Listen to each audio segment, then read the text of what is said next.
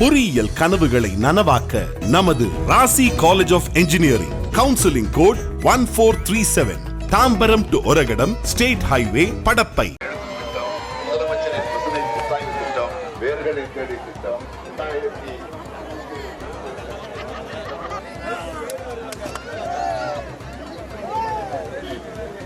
மதுரையில் திமுக பொதுக்குழு கூட்டம் இன்று கூடுகிறது. இதில் பங்கேற்பதற்காக முதல்வர் மு க ஸ்டாலின் திமுக பொதுக்குழு கூடும் இடத்திற்கு வருகை தரும் காட்சிகளை தற்போது பார்த்துக் கொண்டிருக்கிறோம். கிட்டத்தட்ட 47 ஆண்டுகளுக்கு பிறகு திமுகவின் பொதுக்குழு மதுரையில் நடக்கிறது. பொதுக்குழு கூட்டத்திற்காக 30 ஏக்கர் பரப்பளவில் இடம் தயார் செய்யப்பட்டிருக்கிறது. அரசியல் முக்கியத்துவம் வாய்ந்த பல்வேறு தீர்மானங்கள் இந்த பொதுக்குழுவில் நிறைவேற்றப்படும் என்று தகவல் வெளியாகியிருக்கிறது. 47 ஆண்டுகளுக்கு பின்பு மீண்டும் மதுரையில் திமுகவின் பொதுக்குழு நடைபெறுகிறது. திமுக பொதுக்குழு கூட்டம் நடைபெறும் உத்தங்குடிக்கு முதல்வர் ஸ்டாலின் வருகை தந்திருக்கிறார். முதல்வர் ஸ்டாலின் வருகை தரும் காட்சிகளை நாம் திரையில் காண்கிறோம். நேற்று ஒரு மிகப்பெரிய நகர்வலத்தை முதல்வர் ஸ்டாலின் நடத்தியிருந்தார். கிட்டத்தட்ட 25 கிலோமீட்டர் தூரம் அளவுக்கு நடந்தே சென்று மக்களை சந்தித்தார், திமுக தொண்டர்களை சந்தித்தார். மிக முக்கிய நகர்வாக தனது சகோதரரும் முன்னாள் திமுக மத்திய அமைச்சருமான மு க அழகிரியை அவரது வீட்டிற்கே நேரில் சென்று முதல்வர் ஸ்டாலின் சந்தித்தது முக்கியத்துவம் வாய்ந்ததாக பார்க்கப்படுகிறது. இந்த நிலையில் இன்று திமுக பொதுக்குழு கூட்டம் நடைபெற இருக்கிறது. பொதுக்குழு கூட்டம் நடைபெறும் உத்தங்குடிக்கு முதல்வர் வந்து கொண்டிருக்கிறார். உத்தங்குடி வரையிலான 5 கிலோமீட்டர் தொலைவுக்கு சாலை வலம் சென்றார் முதல்வர் ஸ்டாலின் என்ற அண்மை செய்தியையும் பார்க்கிறோம். பொதுக்குழு கூட்டத்திற்கு திமுக நிர்வாகிகள் அனைவரும் வருகை தந்திருக்கிறார்கள். திமுக அமைச்சர்கள் அனைவரும் வருகை தந்திருக்கிறார்கள். இன்று நடைபெறும் பொதுக்குழு கூட்டத்தில் முக்கிய தீர்மானங்கள் நிறைவேற்றப்படும் என்று எதிர்பார்க்கப்படுகிறது. 2026 சட்டமன்ற தேர்தலுக்கான ஒரு மிகப்பெரிய முன்னோட்டமாக திமுகவின் இந்த பொதுக்குழு என்பது பார்க்கப்படுகிறது. தென் மாவட்டங்களை குறிவைத்து திமுக அரசியல் காய் நகர்த்துவதற்கான ஒரு தொடக்கமாகவும் இந்த பொதுக்குழு என்பது பார்க்கப்படுகிறது. முதல்வர் நேற்று புதிய பாணியில் நகர்வலம் வந்தது அனைவரையும் கவனிக்கத்தக்க ஒன்றாக மாற்றி இருக்கிறது என்றே சொல்லலாம். அரசியல் முக்கியத்துவம் வாய்ந்த பல்வேறு தீர்மானங்கள் இந்த பொதுக்குழுவில் நிறைவேற்றப்படும் என்று எதிர்பார்க்கப்படுகிறது. திமுகவின் பொதுக்குழுவுக்கு முதல்வர் வருகை தந்து கொண்டிருக்கிறார். அந்த காட்சிகளை தற்போது பார்த்துக் கொண்டிருக்கிறோம். கூடுதல் விவரங்களை அங்க இருக்கக்கூடிய செய்தியாளர் பிரசனாவிடம் கேட்டு பெறலாம். பிரசனா, பொதுக்குழுவுக்கான ஏற்பாடுகள்லாம் எப்படி செய்யப்பட்டிருக்கு? தொண்டர்கள் எந்த மாதிரியான உற்சாகமான மனநிலையில இருக்கிறாங்க? கூடுதல் விவரம். விக்னேஷ், மதுரையில் இன்று நடைபெற உள்ள திமுக பொதுக்குழு கூட்டம் கட்சிக்குள் மற்றும் தமிழக அரசியலுக்குள் பெரும் முக்கியத்துவம் வாய்ந்த நிகழ்வாக பார்க்கப்படுகிறது. வழக்கமாக திமுக பொதுக்குழு கூட்டமானது சென்னை, திருச்சி அல்லது கோவை மையமாக கொண்டுதான் இந்த கூட்டங்கள் நடத்துவது வழக்கமாக இருந்தது. ஆனால் இந்த முறை கிட்டத்தட்ட கடந்த 1977க்கு பிறகு முதல் முறையாக மதுரை நகரை தேர்வு செய்துள்ளது தற்போது குறிப்பிடத்தக்கதாக பார்க்கப்படுகிறது. இந்த மாநாடு திடலில் கிட்டத்தட்ட 30,000க்கும் மேற்பட்ட தொண்டர்கள் கலந்து கொள்ள இருக்கிறார்கள். 10,000க்கும் மேற்பட்ட பிரதிநிதிகள் தற்போது கலந்திருக்கிறார்கள். இந்த கூட்டம் நடக்கும் நிலையில் மதுரை மாநகரம் இன்று அரசியல் திருவிழா போல் பரபரப்பாக காணப்படுகிறது. இந்த பொதுக்குழு கூட்டத்திற்கு முதல்வர் ஸ்டாலின் நேற்று ரோட் ஷோவும் அவர் நடத்தியது கோலாகலமாக பார்க்கப்படுகிறது. இது சற்று நேரத்துக்கு முன்பு அந்த மாநாடு திடலுக்கு தமிழக முதலமைச்சர் ஸ்டாலின் அவர்கள் கிட்டத்தட்ட 5 கிலோமீட்டர் ரோட் ஷோ நடத்தி தற்போது அந்த மாநாடு திடலுக்கு வந்திருக்கிறார். இந்த பொதுக்குழு கூட்டத்தில் முக்கியமாக பார்க்கக்கூடிய விஷயம் என்று பார்த்தோம் என்றால் மூத்த நிர்வாகிகளும் தற்போது அமைச்சர்களும் நம்மிடம் பகிர்ந்த செய்தி என்னவென்றால், திமுக கூட்டணிக்கு எதிராக தற்போது அதிமுக பாஜக கூட்டணி ஒன்றிணைந்து செயல்பட உள்ள சூழ்நிலையில் தென் மாவட்டங்களில் கட்சி ஆதரவை வலுப்படுத்தும் நோக்கத்துடன் மதுரையை தேர்வு செய்யப்பட்டிருப்பதாக அமைச்சர்கள் கூறியிருக்கிறார்கள். குறிப்பாக இந்த மதுரையில் இந்த டங்ஷன் விவகாரத்தில் திமுக எடுத்த உறுதியான நிலைப்பாடு மதுரை மக்களுக்கிடையே கட்சிக்கு மேலாதிக்க செல்வாக்கு பெற்று தந்ததாக அவர் கூறியிருக்கிறார்கள். குறிப்பாக இளைஞர்கள் மற்றும் பெண்களை கட்சியில் ஈர்க்கும் நோக்கத்தில் இந்த பொதுக்குழுவில் முக்கிய அறிவிப்புகள் வெளியாகும் என தற்போது எதிர்பார்க்கப்படுகிறது.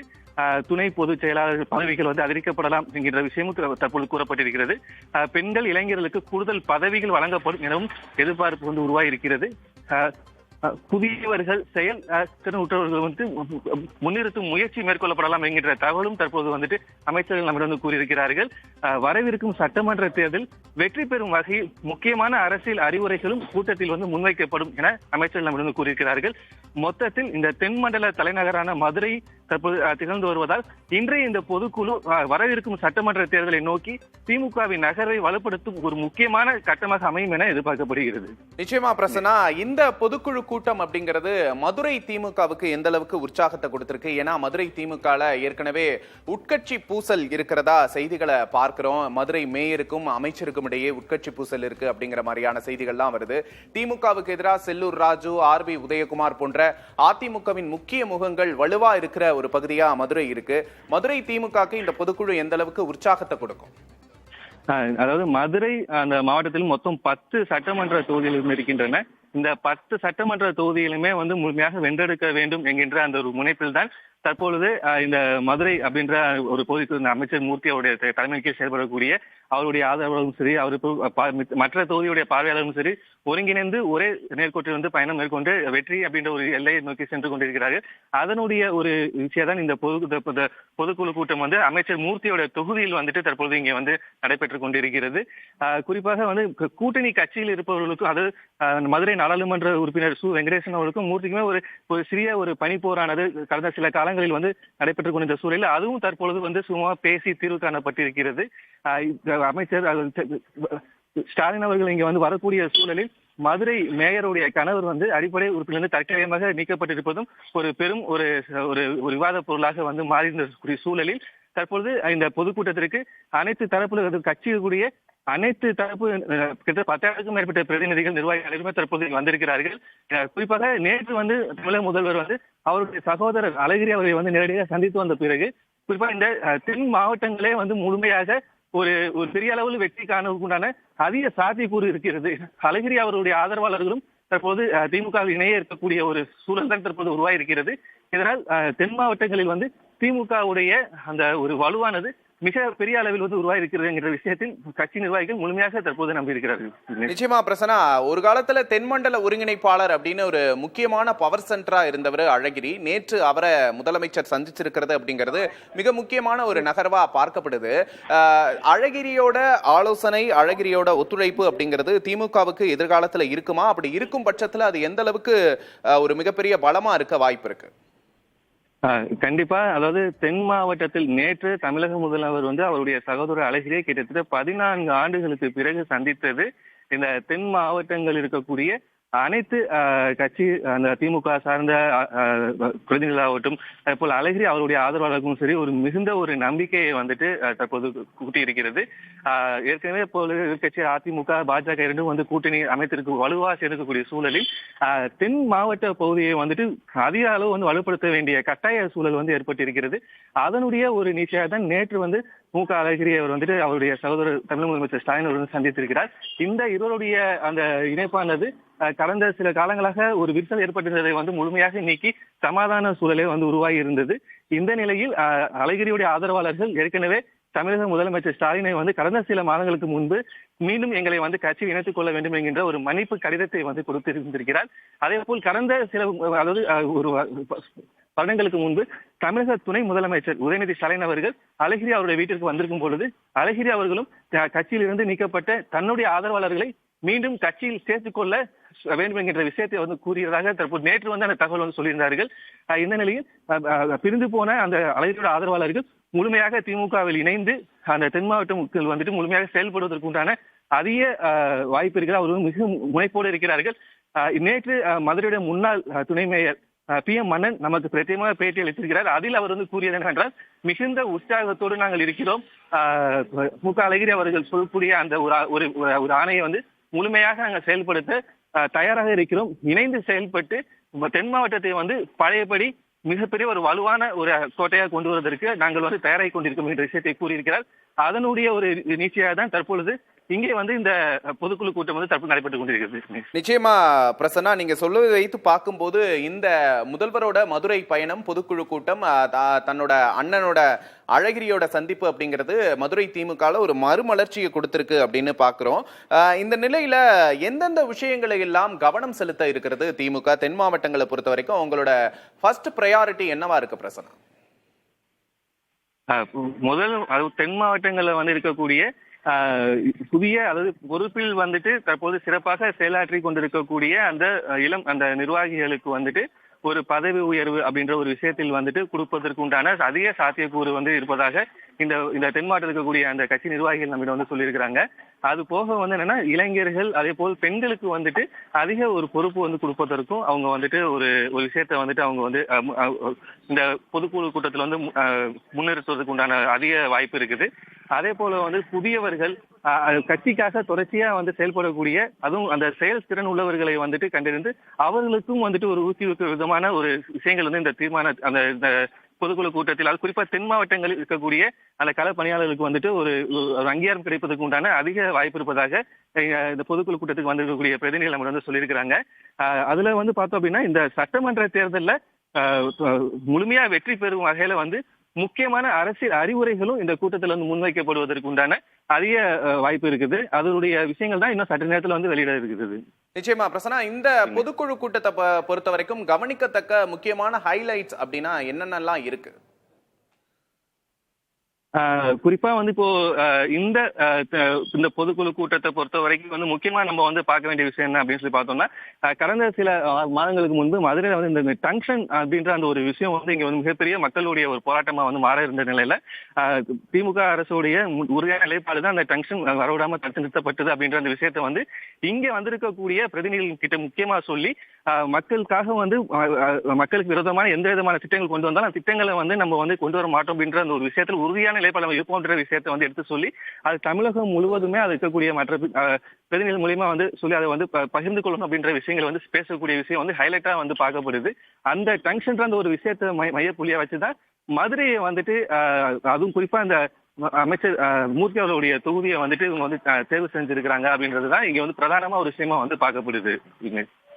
மதுரையை பொறுத்த வரைக்கும் 2 அமைச்சர்கள் இருக்கிறத நம்மளால பார்க்க முடியுது. பிடிஆர் மற்றும் மூர்த்தி அப்படின்னு 2 பவர்ஃபுல்லான அமைச்சர்கள் இருக்கிறாங்க. இதுல பிடிஆருக்கு வந்து கட்சி பொறுப்புகள் எதுவும் வழங்கப்படவில்லை அப்படிங்கிறதையும் நம்ம பார்க்க வேண்டியது இருக்கு. இந்த 2ல மதுரையை பொறுத்த வரைக்கும் வரும் சட்டமன்ற தேர்தலில் யாரோட கை ஓங்குவதற்கு வாய்ப்பு இருக்கிறது, யாரை வந்து திமுக ஒரு பிரதானமா முன்னிறுத்தும் அப்படின்னு எதிர்பார்க்கலாம்? ஏற்கனவே வந்து மதுரை மேற்கு தொகுதியை வந்து தற்பொழுது அமைச்சர் மூர்த்தி வந்து அந்த தொகுதியை வந்து பார்வையாளராக வந்து நியமிச்சிருக்காங்க. இதுக்கு முன்பாக வந்து பார்த்தோம்னா கிழக்கு தொகுதி, வடக்கு தொகுதி,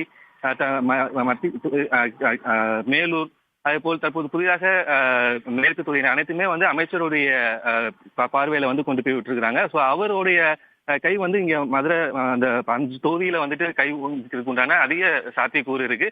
அதற்கு உண்டான அத்துணை பணிகளுமே கடந்த சில வருடங்களுக்கு முன்பே அவர் வந்துட்டு மெல்ல மெல்ல ஆரம்பித்து விட்டாருங்கிறது தான் சொல்ல வேண்டும். குறிப்பாக மேற்கு தொகுதி வந்து பார்த்தோம்னா அமைச்சர் செல்லூர் ராஜு கடந்த 3 முறையா இங்க வந்து சட்டமன்ற உறுப்பினராக இருந்து வராரு.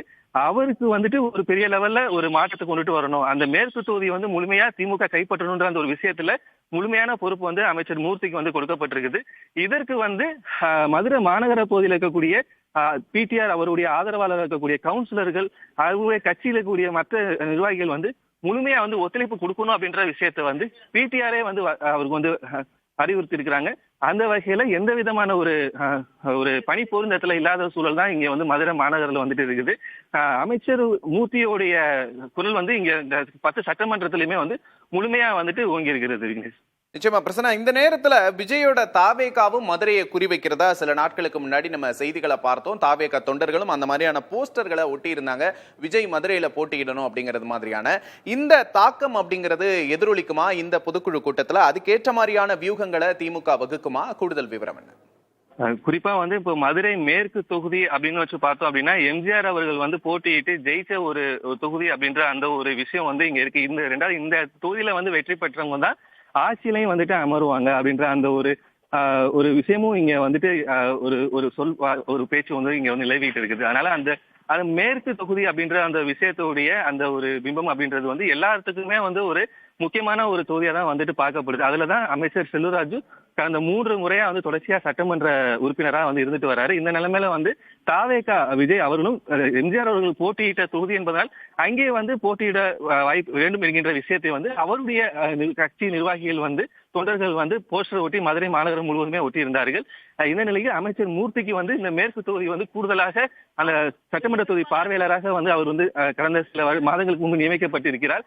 அவருடைய செயல்பாடு வந்து முழுமையாக அமைச்சர் செல்லூர் ராஜுக்கு அவரை வந்து தோற்கடிக்க வேண்டும், அந்த தொகுதியை திமுக கைப்பற்ற வேண்டும் என்கின்ற ஒருமித்த ஒரு குரலுக்கு தான் முழுமையான ஒரு போக்கு. ஏன்னா மற்ற தொகுதி கிழக்கு தொகுதியோ மேலூர் தொகுதியோ தெற்கு தொகுதியும் எல்லாமே வந்து அவங்க முன்னாடியே அவங்க வந்து ஒரு கட்டமைப்பு வந்து ரெடி பண்ணி வச்சிட்டாங்க. மேற்கு தொகுதி மட்டும்தான் வந்து ஒரு சில சிக்கல் இருந்தது. அமைச்சர் செல்லூர் ராஜு கூடுதலா வந்து விஜய் இங்க போட்டியிடுவாருன்ற ஒரு விஷயம் வரும்பொழுது அவருக்கு மிகவும் சிக்கலா இருந்த நிலைமையில அதை வந்து முழுமையா வந்து போக்கஸ் பண்ணி இருக்கக்கூடிய கட்சி நிர்வாகிகள் அனைத்தையுமே வந்து ஒன்று கூட்டி ஒரே ஒருமித்த கருத்துல அந்த தொகுதியை வெல்லணுன்ற விஷயத்துல முனைப்பா தற்போது செயல்பட்டு கொண்டிருக்கிறாங்க. விக்னேஷ், நிச்சயமா பிரசன்னா, திமுக பொதுக்குழு நடைபெறும் மேடைக்கு முதல்வர் வந்திருக்கக்கூடிய காட்சிகளை பார்க்கிறோம். அமைச்சர் மூர்த்தி பேசிக் கொண்டிருக்கிறார். பிரசன்னா, இதுவரைக்கும் நம்ம அரசியல் வியூகங்கள் குறித்து நம்ம பேசணும். இந்த நேரத்துல இயல்பாவே மதுரை அப்படிங்கிறது அதிமுக சாய்வு கொண்ட ஒரு பகுதி அப்படிங்கறத நம்மளால புரிஞ்சுக்க முடியுது.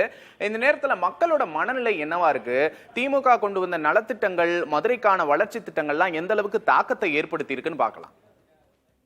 மதுரை மாவட்டத்துடைய ஒரு வளர்ச்சி அப்படின்னு சொல்லி பார்த்தோம் அப்படின்னா ஒரு பெரிய லெவல்ல ஒரு குறிப்பா ஆசியா லெவல்லே வந்து ஒரு 2வது மிகப்பெரிய ஒரு நூலகம் வந்து மதுரையில தான் வந்து அமைச்சிருக்கிறாங்க. அதே போல வந்துட்டு ஜல்லிக்கட்டு அப்படின்ற அந்த ஒரு விஷயம் வந்துட்டு தமிழர்கள் மத்தியில் வந்து மிகப்பெரிய ஒரு எழுச்சி இருக்கும் பொழுது அந்த ஜல்லிக்கட்டுக்கு உண்டான ஒரு பிரத்யேக அரங்கும் மதுரையில தான் வந்து அமைச்சிருக்கிறாங்க.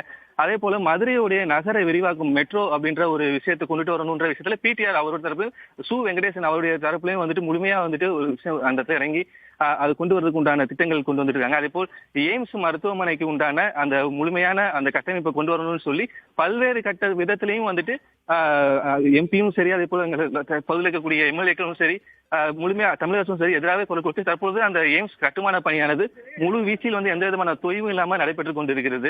இந்த மாதிரி வந்து மதுரையுடைய வளர்ச்சி அப்படின்ற அந்த ஒரு விஷயத்துல வந்து குறிப்பா வந்து இளைஞர்களுக்கு உண்டான வேலை வாய்ப்பை வந்து கொடுக்கணும் அப்படின்றதுக்காக மதுரையில வந்துட்டு ஒரு ஐடி பூங்கா கட்டுறதுக்கு உண்டான கட்டமைப்பு பணிகள் வந்து தற்போது நடைபெற்றுக் கொண்டிருக்கிறது. அதே போல ரயில் நிலையங்கள் எல்லாம் அனைத்துமே வந்து மதுரையுடைய வளர்ச்சிக்கு உண்டான விஷயங்கள் மெல்ல மெல்ல இங்க வந்து விரிவடைந்து கொண்டிருக்கும் பொழுது மதுரை மக்களுக்கு வந்து தற்பொழுது ஒரு பெரிய லெவல்ல ஒரு நம்பிக்கை வந்து வந்திருக்குன்னு சொல்லலாம். பிரசன்னா, நம்ம தொடர்ந்து பேசலாம், இணைப்பிலே இருங்க. பொறியியல் கனவுகளை நனவாக்க நமது Rasi college of engineering, counselling code 1437, Tambaram to Oragadam, state highway, Padappai.